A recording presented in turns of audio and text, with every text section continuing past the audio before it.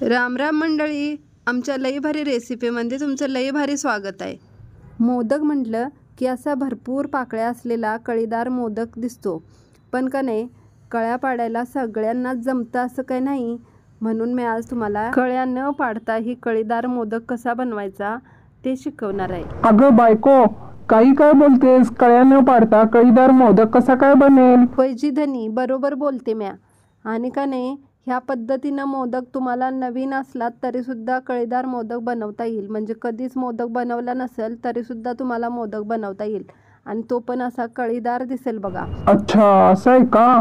मग तर पाहावी लागेल तुझी मोदक बनवण्याची पद्धत कशी काय आहे। होय जी धनी, तुम्ही जरूर बघा। आणि मोदक असा वरून कुरकुरीत खुसखुशीत बनतो, ह्याच्या आवाजावरूनच तुम्हाला कळेल बघा। बघा कसा कुरकुरीत असा आवाज येतो का नाही, पण तेवढाच खुसखुशीत सुद्धा आहे। तर आता याला फोडून बघूया आपण किती खुसखुशीत झालाय बघा। पण हा गरम आहे त्याच्यामुळं अजून हा साखरेचा ओलापणा दिसतो, गार झाला तर हा पण दिसणार नाही। असा खूप छान बनतो मोदक। तर त्यासाठी लागणारं साहित्य बघूया। अर्धी वाटी आपण मैदा घेतला आहे, किंवा गव्हाचं पीठसुद्धा घेऊ शकता। अर्धी वाटी गव्हाचं पीठ किंवा मैदा चाळून घ्यायचा। पीठ जरी चाळून ठेवलं असेल तर परत चाळून घ्यायचं, कारण तेवढं ते फुसफुशीत होतं। आणि त्याच्यामध्ये घालायचा अर्धी वाटी बारीक रवा, आणि हे दोन्ही मिक्स करायचं। आता हे पूर्ण झालं, 1 वाटीचं मिश्रण झालेलं आहे तयार। त्याच्यामध्ये आपण घालायचं 2 चमचे साजूक तुपाचं मोहन। तर 2 चमचे साजूक तूप घेतलं, आणि ह्याच्या पिठामध्ये घालायचं चवीनुसार मीठ। आणि आता आपलं हे गरम झालेलं कडकडीत मोहन त्याच्यामध्ये घालायचं, 2 चमचे तुपाचं मोहन घालायचं। आणि हे गरम असल्यामुळे असं मिक्स करून घेते मी चमच्याने। आणि नंतर आता ह्या हाताने गार झाल्यावर मिक्स करायचं। ते मोहन पूर्ण सगळ्या पिठाला चोळून घ्यायचं। हे बघा, असं मूठ वळत असली तर आपलं मोहन परफेक्ट झालं आहे म्हणायचं। आणि आता ह्याच्यामध्ये मी पाव वाटी पाणी घेतलं आहे। 1 वाटीसाठी मी 2 चमचे मोहन आणि पाव वाटी पाणी घेतलं आहे। तुम्ही तुमच्या हिशोबाने पाणी घालू शकता, पण हे जास्त घट्ट नाही जास्त पातळ नाही, अशा पद्धतीनं पीठ मळायचं आहे। पुरीला आपण जसं पीठ मळतो त्याच्यापेक्षा थोडंसं सॉफ्ट मळायचं आहे। आणि व्यवस्थित असं मळून ह्याचा एक गोळा बनवायचा, आणि तो अर्ध्या ते 1 तासासाठी झाकून ठेवायचा, म्हणजे ह्याच्यातला रवा चांगला फुलतो। तर सारणाची तयारी करू। इथे मी कढईमध्ये 1 चमचा तूप घातलं, आणि 1 वाटी खोबरं घातलं, किसलेलं खोबरं। आणि ते व्यवस्थित असं परतून घ्यायचं। त्याच्यातलं जे खोबऱ्याचा जो ओलावा असतो तो निघून जाईपर्यंत त्याला परतून घ्यायचं। किंवा एक सोपी ट्रिक सांगते, खोबरं किसण्या अगोदर त्याला 1 ते 2 तासासाठी फ्रीजमध्ये ठेवला तर त्याचा ओलावा कमी होतो, आणि मग किसून घेऊ शकता तुम्ही। आता हे 1 वाटी खोबऱ्यामध्ये अर्धी वाटी गूळ घातला। गूळ घातल्यानंतर असं कंटिन्युअसली हलवत राहायचं, म्हणजे ते गूळ पूर्ण विरघळला जातो। गुळाला पाणी सुटायला लागतं, पण हे पाणी पूर्ण सुकेपर्यंत ह्याला परतूनच घ्यायचं, म्हणजे आपलं सारण अगदी खुसखुशीत छान बनतं, ओलसर बनत नाही।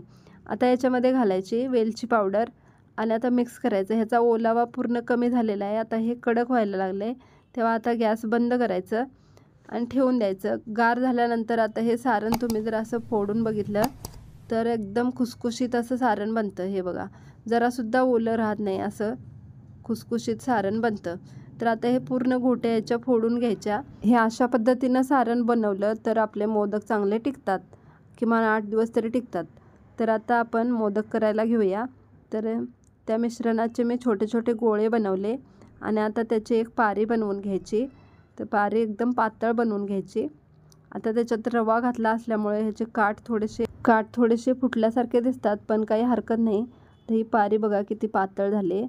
तर आता याच्यामध्ये घातलं 1 चमचा सारण, आणि आता कळ्या न पाडता आपला मोदक कसा बनवायचा, तर आपण साडीला कशा मिऱ्या करतो का नाही, तशा पद्धतीनं ह्या पारीच्या मिऱ्या करत जायचं।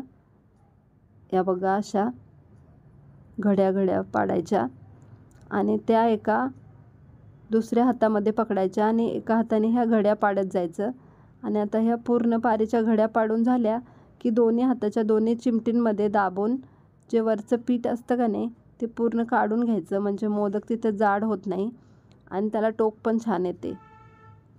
तर अशा पद्धतीनं हा आपला मोदक तयार झाला, आणि याच्या कळ्या पण कशा दिसतात बघा। तर आता दुसरा एक करून दाखवते मी।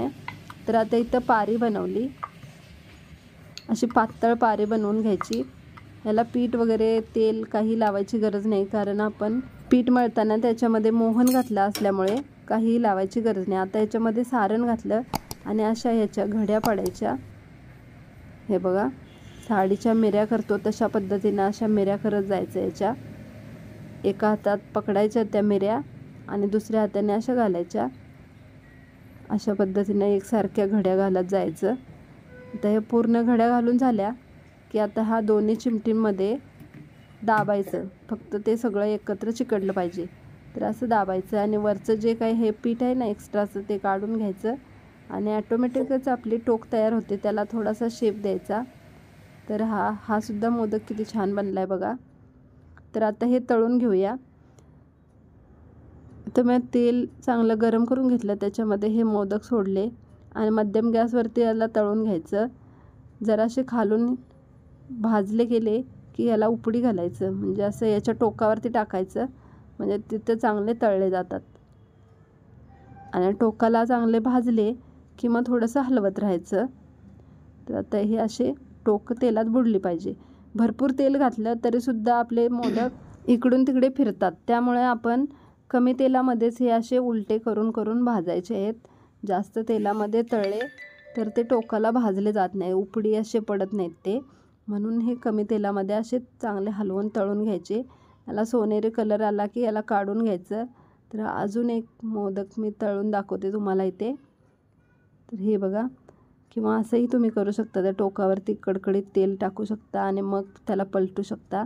पण हे तेलामध्ये टोक बुडवून भाजलं ना की खूप छान असे भाजले जातात सगळीकडे सारखे.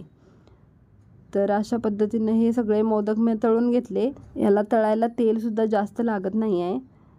तर बघा, आणि आतमध्ये तेल शिरत पण नाही. खूप छान असे मोदक बनतात आणि खुसखुशीतसुद्धा होतात. तर किती छान दिसत आहेत ते बघा, कळ्या पण कशा दिसतात आहे. तर आता हे झाले आपले मोदक तयार. तर मंडळी, आहे का नाही सोपी पद्धत? आता हे किती सुंदर बनलेत बघा. शिवाय खुसखुशीत आणि छान असे बनलेत आहे. किती इझिली तुटतात बघा. अरे वा वा बायको, खूप सुंदर बनले हा मोदक. आणि तू अगदी खूप सोप्या पद्धतीनं कळीदार मोदक शिकवलीस. कळ्या कुणाला पाडायला जमत नाहीत त्यांना सुद्धा नक्की जमेल बघ. हाय ना मग सोपं. तर मंडळी, तुम्ही बी अशा पद्धतीनं मोदक जरूर करून बघा आणि कसे झाले ती मला कमेंट करून जरूर सांगा. आणि व्हिडिओ आवडला असेल तर लाईक करा, तुमच्या मित्रमैत्रिणींना शेअर करा आणि आमच्या चॅनलला सबस्क्राईब करायला विसरू नका. पुन्हा भेटू नवीन रेसिपी घेऊन. तवरता राम राम राम. राम.